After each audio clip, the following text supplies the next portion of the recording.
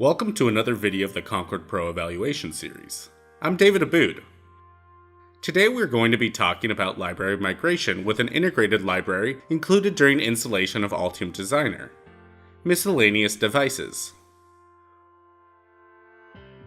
We will use this example library so that you can get the feel for how to migrate your existing component data.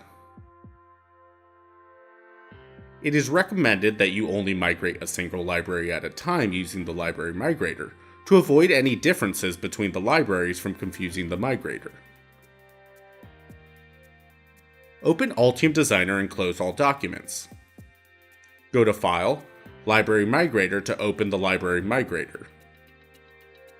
Click Libraries to Migrate to deselect all installed libraries, and only select the Miscellaneous Devices Integrated Library checkbox. Click Configure. Select Miscellaneous Devices Integrated Library under Source Libraries. Navigate to Component Settings under Component Type. Leave the default value Library Name, and set Component Template to No Template. Review the Parameter Mapping section to see the new server parameters that will be created from your existing library parameters. You will see different server parameters automatically appear based on the selected component template.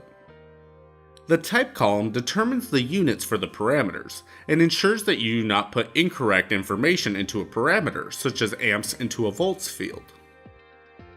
Any existing part choices are found in the next section.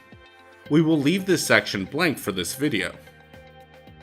The last section is the Naming Schemes and Folders section. All of the default settings are tied to the component type and template, and can be modified by an administrator. You can see the folder structure preview on the right side of the library migrator. Click Preview to continue. The Preview tab shows all of the components that will be created. Each component has 4 sections to view component information. You have the details, part choices, models, and datasheets. Review the components and the parameter mappings. Click Migrate to begin component creation. Resolve any errors and warnings that are brought to your attention, and wait for the process to finish. Once the process is done, you can begin a new migration or view the new components in the Explorer.